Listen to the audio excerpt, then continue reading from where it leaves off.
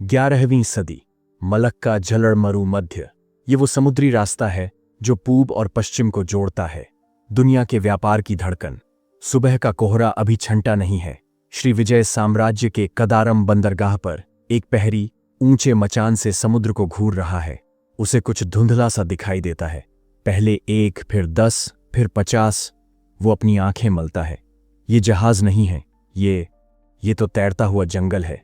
हजारों पाल, हजारों मस्तूल कोहरे को चीरते हुए बंदरगाह की तरफ बढ़ रहे हैं।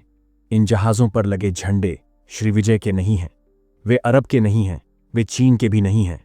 उन पर एक गरजता हुआ बाघ बना है।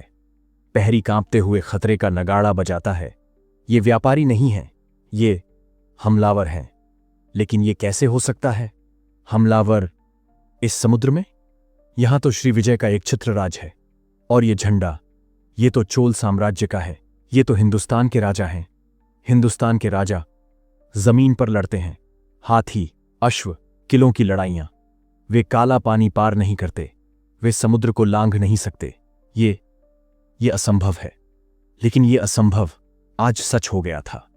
ये वो क्षण था जब इतिहास ने करवट ली। ये वो दिन था जब एक भारतीय साम्राज्य ने दुनिया के सबसे खतरनाक समुद्र को लांघकर एक दूसरे साम्राज्य की धरती पर अपनी सेना उतार दी थी। ये उस महागाथा की शुरुआत थी जिसे हम आज लगभग भुला चुके हैं।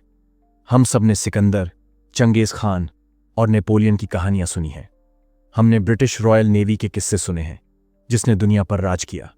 लेकिन क्या आप जानते हैं कि आज से 1000 साल पहले भारत के पास एक ऐसी नौसेना थी, एक ऐसा गुप्त हथियार था जिसने न सिर्फ बंगाल की खाड़ी को एक झील में बदल दिया था, बल्कि जिसने हजारों मील दूर जाकर दक्षिण पूर्व एशिया के सबसे शक्तिशाली साम्राज्य को घुटनों पर ला दिया था।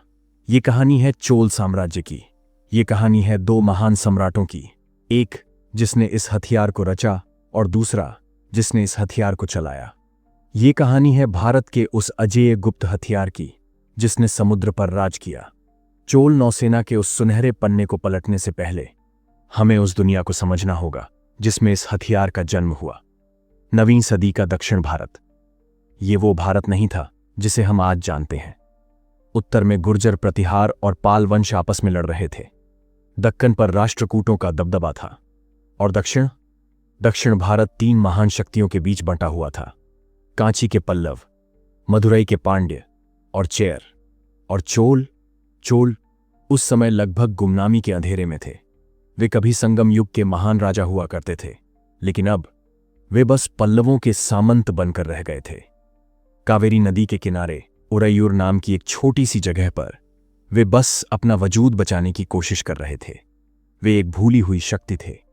लेकिन कावेरी के उस उपजाऊ डेल्टा में इतिहास की एक नई फसल पक रही थी।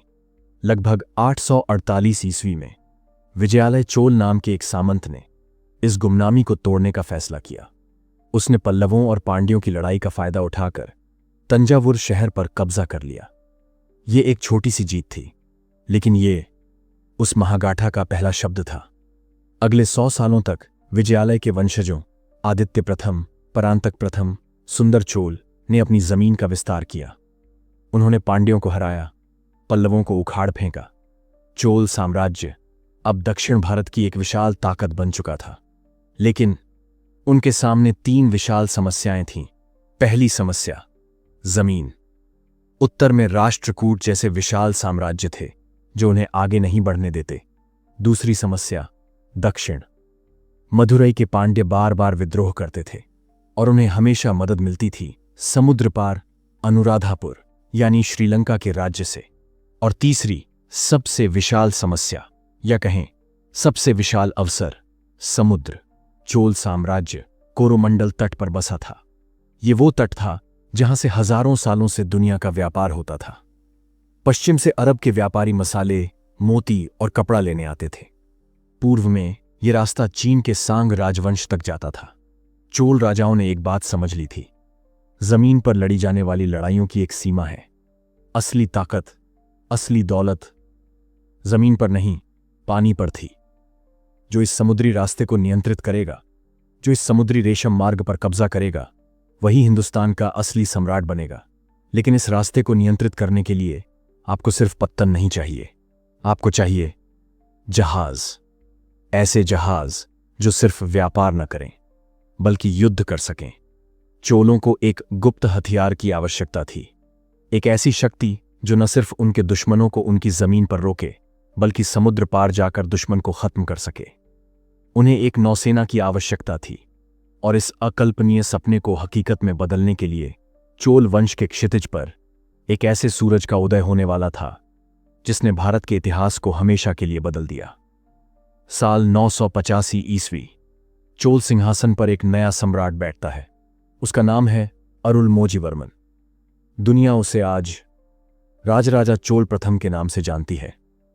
राजराजा सिर्फ एक राजा नहीं थे, वे एक वास्तुकार थे। एक ऐसा वास्तुकार जो सिर्फ पत्थर की इमारतें नहीं बल्कि एक साम्राज्य का निर्माण करना जानता था। गद्दी पर बैठते ही राजराजा ने 3 चीजों पर ध्यान दिया। पहला, प्रशासन। उन्होंने जमीन का सर्वे करवाया, टैक्स सिस्टम को सुधारा और एक ऐसी नौकरशाही खड़ी की जो साम्राज्य को एक धागे में पिरो सके। दूसरा, सेना। उन्होंने अपनी थल सेना को मजबूत किया। और तीसरा, उनका गुप्त हथियार, नौसेना। राजराजा जानते थे कि पांड्यों की समस्या को जड़ से खत्म करने के लिए उन्हें श्रीलंका से मिल रही मदद को काटना होगा, और श्रीलंका तक पहुंचने का एक ही रास्ता था, समुद्र।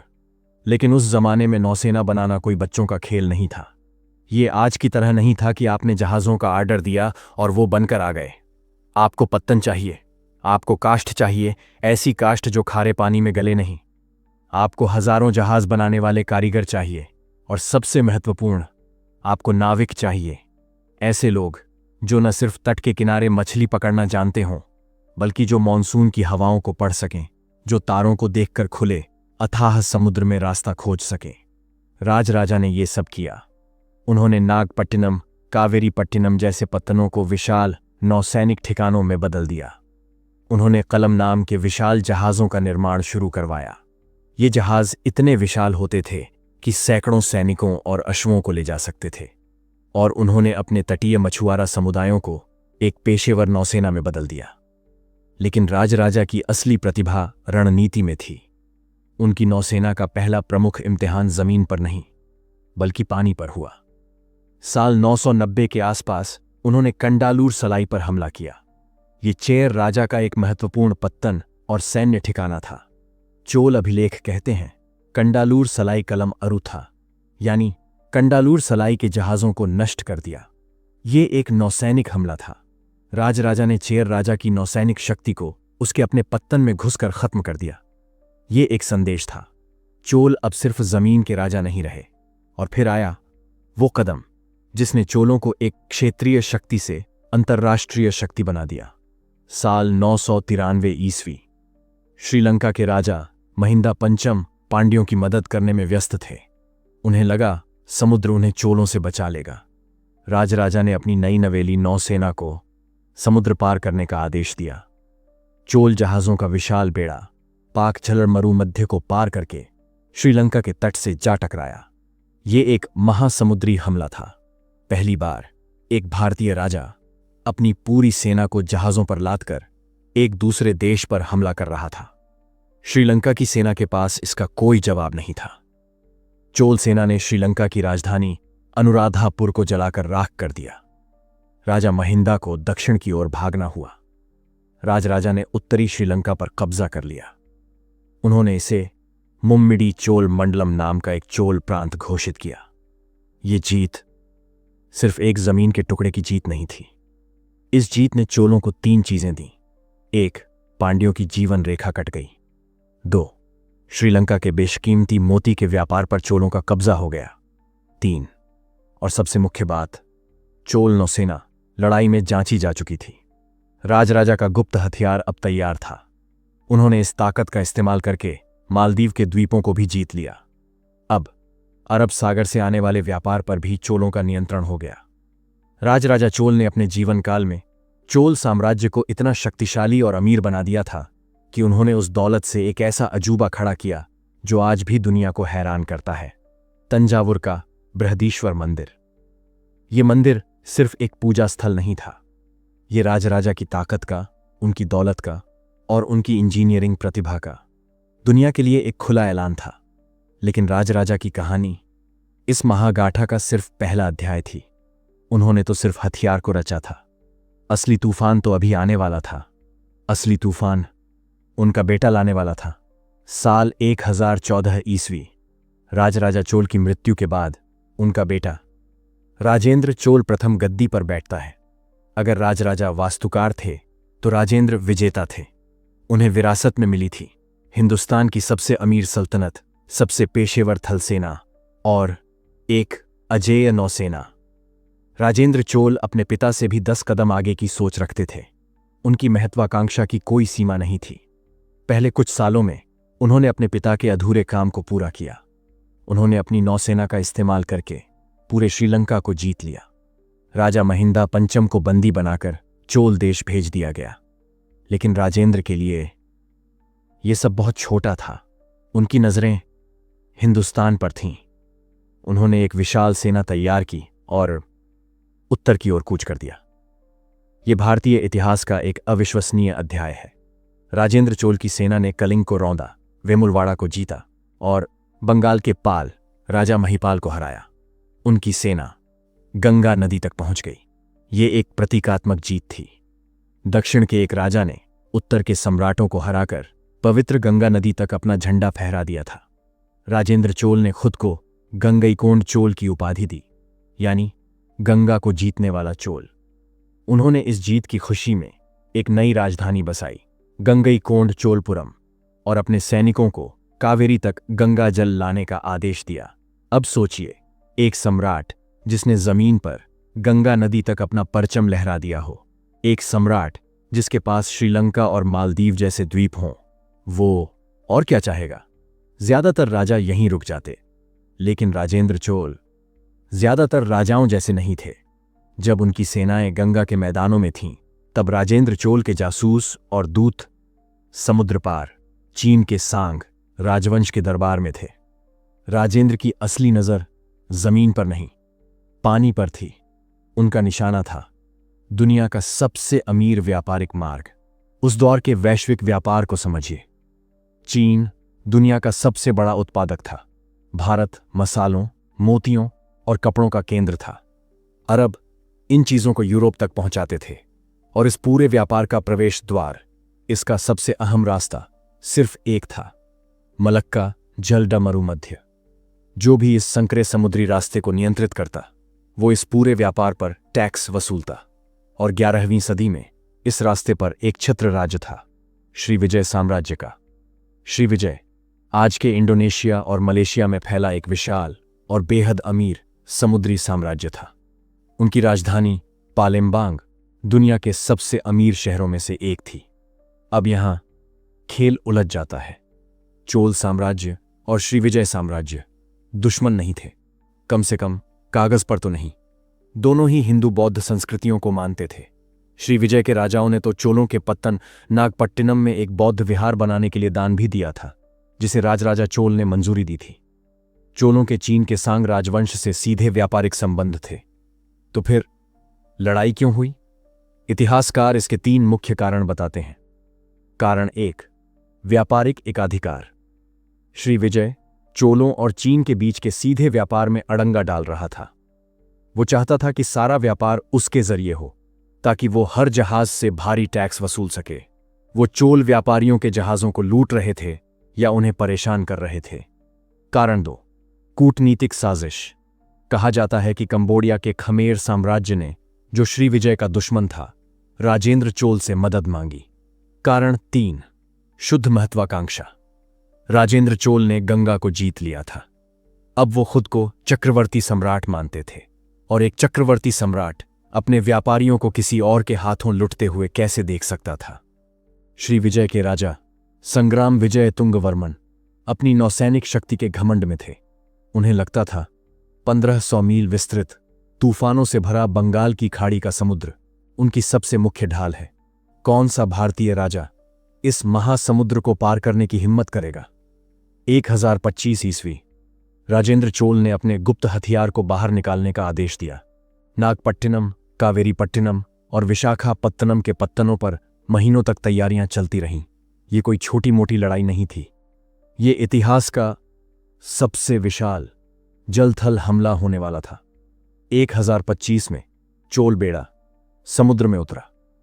ये बेड़ा कितना विशाल था, अभिलेखों में जहाज़ों की सटीक संख्या तो नहीं है, लेकिन अनुमान है कि इसमें 70,000 से 1,00,000 सैनिक, हजारों अश्व, हाथी और महीनों का रसद सैकड़ों जहाज़ों पर लादा गया था। ये जहाज़ भी कोई आम नावें नहीं थीं। थिरिसदई, तेज रफ्तार वाले जंगी जहाज़ जो दुश्मन के जहाज़ों को टक्कर मारकर नष्ट कर सकते थे। कोलांडिया, विशालकाय मालवाहक जहाज़ जो सैनिकों और अश्वों को ले जाने के लिए बने थे। लेकिन सबसे मुख्य सवाल था रसद और मार्गदर्शन।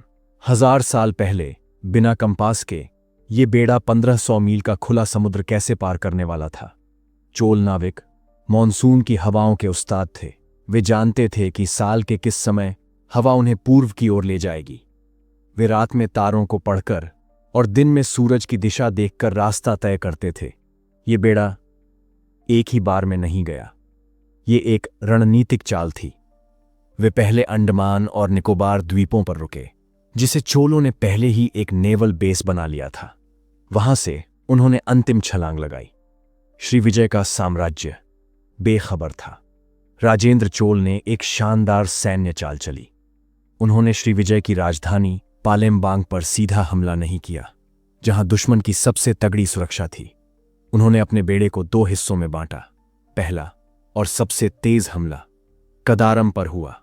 कदारम श्रीविजय का सबसे मजबूत किला और सबसे अमीर पत्तन था। जब श्रीविजय के राजा संग्राम विजयतुंग वर्मन को खबर मिली, तब तक बहुत देर हो चुकी थी। चोल जहाज़ों ने पत्तन को ब्लॉक कर दिया। चोल तीरंदाजों ने जहाज़ों से ही किले पर तीरों की बारिश कर दी और फिर चोल सेना जमीन पर उतरी। ये वो सैनिक थे जो गंगा के मैदानों तक लड़कर आए थे। उनके सामने श्रीविजय की सेना टिक नहीं सकी। चोल सेना ने कदारम के किले पर कब्जा कर लिया। वहां का बेशकीमती खजाना और विद्याधर नाम का प्रसिद्ध शाही दरवाजा लूट लिया गया। लेकिन राजेंद्र चोल यहीं नहीं रुके। कदारम को जीतने के बाद उनका मुख्य बेड़ा राजधानी पालेमबांग की ओर मुड़ा। अब राजा संग्राम के पास भागने का कोई रास्ता नहीं था। चोल नौसेना ने मूसी नदी के मुहाने को बंद कर दिया। पालेमबांग, जो एक नदी पत्तन था, चारों तरफ से घिर गया। इतिहास का वो क्षण आ गया था। चोल सेना ने शहर पर धावा बोल दिया। भयंकर युद्ध हुआ। राजेंद्र चोल के तंजावुर अभिलेखों में साफ लिखा है, उन्होंने राजा संग्राम विजयतुंग वर्मन को उसकी अपनी राजधानी में उसके अपने रत्नों से जड़े सिंहासन पर बैठे हुए बंदी बना लिया। ये एक साम्राज्य की सबसे शर्मनाक हार थी। श्रीविजय का सम्राट बंदी बना लिया गया था और फिर चोलों ने जो किया उसने श्रीविजय की कमर नष्ट करके रख दी। राजेंद्र चोल ने अपनी नौसेना को खोजो और नष्ट करो मिशन पर भेज दिया। अगले कुछ महीनों में चोल बेड़े ने मलक्का जलडमरू मध्य के हर मुख्य पत्तन को लूटा और तबाह कर दिया। मलयूर, पन्नई, इलामुरदेशम। चोल नौसेना एक अजेय तूफान की तरह श्रीविजय के पूरे साम्राज्य पर से गुजर गई। उन्होंने श्रीविजय के व्यापारिक एकाधिकार को चकनाचूर कर दिया। इस अकल्पनीय जीत का असर क्या हुआ? पहला, बंगाल की खाड़ी आधिकारिक तौर पर चोल झील बन गई। दूसरा, मलक्का झलडमरू मध्य पर चोलों का नियंत्रण हो गया। अगले 100 सालों तक कोई भी जहाज चोलों की मर्जी के बिना वहां से गुजर नहीं सकता था। तीसरा, चीन और भारत के बीच का व्यापार जो श्रीविजय ने रोक रखा था, वो फिर से शुरू हो गया। चोल साम्राज्य में सोना चांदी और दौलत की भरमार आ गई। और चौथा, सबसे गहरा असर, सांस्कृतिक। ये सिर्फ एक सैन्य हमला नहीं था, ये 2 संस्कृतियों का महामिलन था। चोल व्यापारी, पुजारी और कारीगर दक्षिण पूर्व एशिया में बसने लगे। आज भी जब हम इंडोनेशिया, मलेशिया, थाईलैंड और कंबोडिया में हिंदू मंदिरों के अवशेष, तमिल नामों का प्रभाव या वहां की कला में भारतीय झलक देखते हैं, तो उसका मूल कहीं न कहीं चोलों के इस महान समुद्री अभियान से संबद्ध होती है। तो फिर हुआ क्या? हम इस महागाथा को भूल क्यों गए? इतिहास की विडंबना देखिए। चोल साम्राज्य राजेंद्र चोल के बाद भी लगभग 200 सालों तक मजबूत रहा, लेकिन धीरे धीरे बाद के राजाओं का ध्यान जमीन के संग्रामों पर ज्यादा टिक गया। नौसेना एक बहुत महंगा शौक था।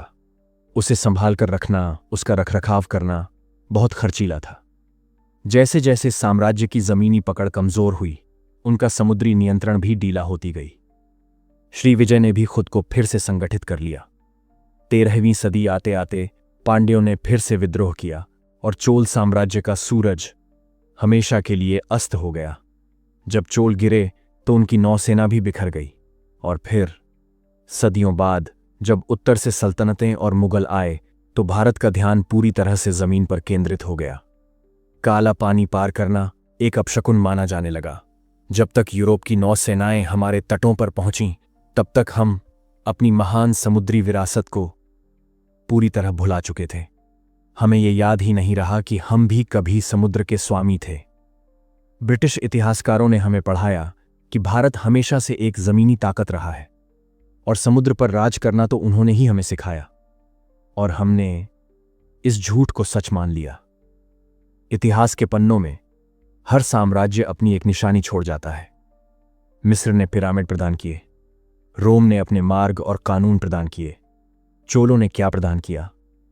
वे हमारे लिए बृहदीश्वर और गंगईकोंड चोलपुरम जैसे अकल्पनीय मंदिर प्रदान कर गए।